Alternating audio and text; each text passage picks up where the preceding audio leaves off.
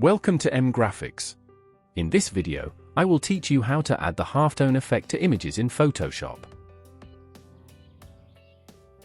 First, create a new document with these dimensions.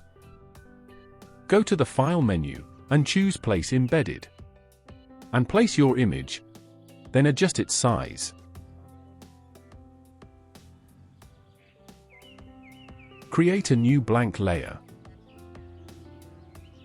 And go to Gradient tool. And apply the gradient like this. Right-click on the gradient layer and choose Convert to Smart Object. Now, go to the Filter menu, Pixelate, and click on Color Halftone. Set max radius to 30 and 10 for all the channels. And hit OK. And change its blend mode to screen. Select the image layer, press Ctrl+T, and you can adjust its size.